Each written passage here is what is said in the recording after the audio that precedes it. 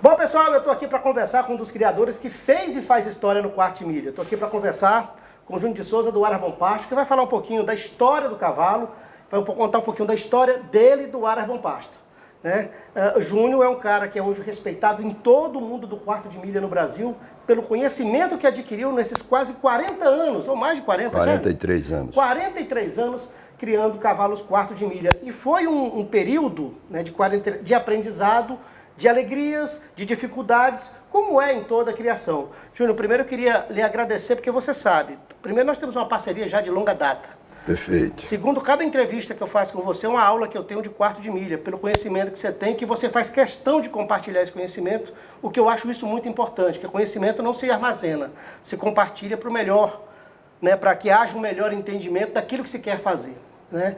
Eu queria te agradecer mais uma vez por estar me cedendo essa entrevista, que para mim é uma honra muito grande.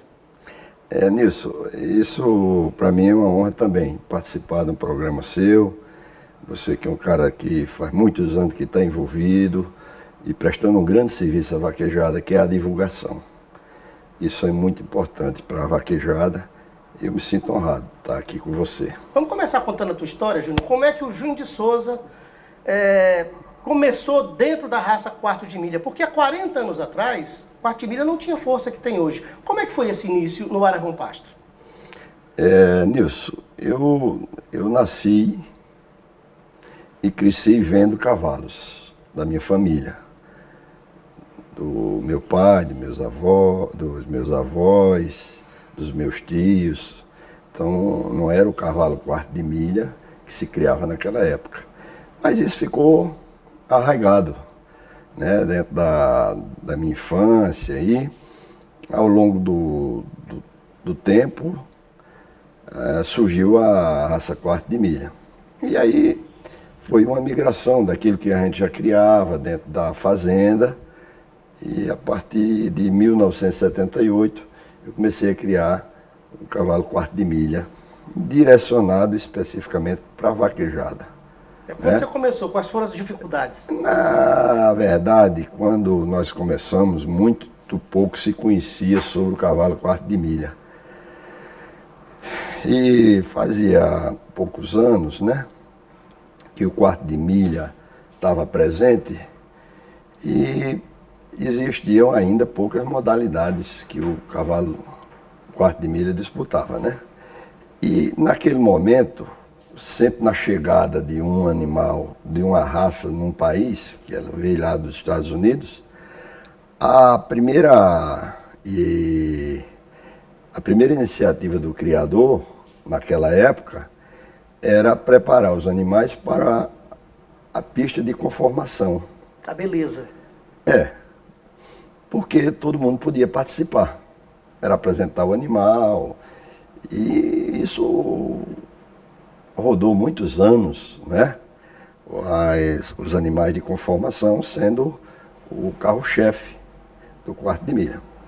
À medida que as provas funcionais, né, elas foram aparecendo, o pessoal foi saindo do cavalo de conformação. Na verdade, eu nunca participei da prova de conformação, sempre me direcionei para a criação dos cavalos Quarto de Milha, especificamente para a vaquejada. Como é que foi chegar ao, digamos assim, ao encontro ideal, né, de linhagens dentro do Quarto de Milha para a vaquejada? Quanto tempo você demorou para entender que essa linhagem com essa outra linhagem seria o ideal para a vaquejada? Naquela época era muito difícil você conhecer os pedigrees, porque muita gente tem que valorizar o pedigree. E o acesso ao pedigree, se você não tivesse o cavalo, comprasse o cavalo e recebesse seu pedigree de outros cavalos era muito difícil de você encontrar. Você tinha que ter um bom relacionamento da ABQM para conseguir o registro dos animais, tal, porque não tinha internet, né? E eu me lembro muito que eu e alguns colegas na época se valia de um catálogo que era igual Uma lista telefônica? uma lista telefônica, né? Não sabe nem o que é isso hoje, mas assim. Porque a BQM, ela fazia o leilão oficial, era 3 dias de leilões. Então entrava muito mestiço, e puros também, não é? E nesses catálogos, que eram enormes, você se deliciava ali olhando os pedigrees, né? Mas você tinha que ter tudo na cabeça, porque não tinha a facilidade. Hoje está muito fácil, né? Você vai no aplicativo da BQM agora e você pega tudo, né? Pega os irmãos próprios e tal. Então, você precisava conhecer o pedigree, que era uma coisa muito rara para a gente ter acesso, e precisava saber aonde estava aquele animal quando você descobriu o pedigree, com quem estava, né? E isso não tinha disponível no momento. A gente tinha que fazer uma pesquisa realmente. Para saber quem era o dono daquele pedigree. Quem era o dono, se você quisesse negociar, comprar alguma coisa. Então, quarto de milha, ao longo do tempo, quando foi demonstrando as suas habilidades dentro da vaquejada, então houve uma saída, uma correria para a busca desses cavalos quarto de milha. Qual foi o primeiro animal puro que você criou lá no Aras? Ou você comprou mais de um animal puro quando você fez o investimento na raça pura do quarto de milha? Aí eu comprei, porque naquela época era mais difícil você comprar, porque os puros eram muito caros, né? E ainda existia uma crença dentro dos vaqueiros que o cavalo puro não era bom para vaquejada. O bom era o mestiço. Quer dizer, isso era uma lógica sem fundamento, mas tinha uma lógica comercial, porque como o puro era difícil de comprar, você só produzia mestiço. Então dizia, não compre o puro, o mestiço é que é bom. Isso durou muito tempo, né? Muito tempo. Então eu fui em 86 a um leilão, o primeiro congresso de quarto de milha foi em Bauru. E aí nós fomos lá e compramos um cavalo. O primeiro cavalo puro foi o Gold Petway DP. Agora eu já tinha éguas puras. E por falar em éguas puras, quando você começou na criação, e isso eu cheguei a acompanhar, pegar isso ainda do início da Companhia do Vaqueiro, a égua, a fêmea quartista não era muito valorizada dentro da própria raça. Se queria criar um garanhão. Mas você, com essa visão que você tem, já valorizava o pedigree da égua há 30 anos atrás. Quando eu gravei o seu Aras há 10 anos atrás, a primeira coisa que você me disse, tem que se observar também, que mãe você está utilizando para fazer o seu campeão, o seu potro ou a sua matriz, né?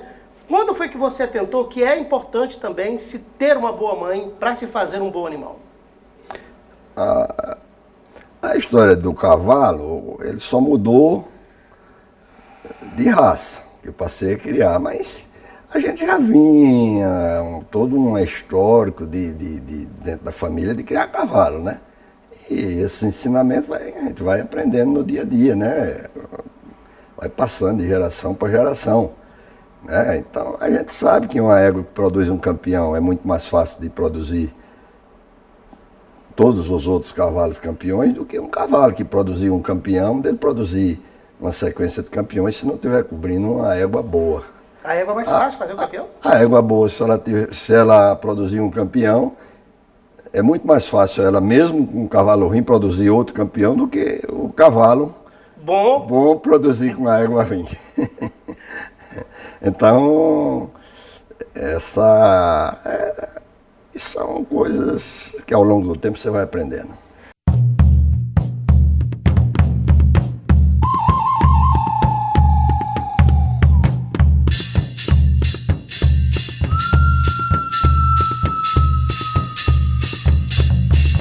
Quando o Mendel criou a lei de segregação racial, ele traduziu a biologia para uma matemática, que o pai entra com 50% e a mãe com 50%.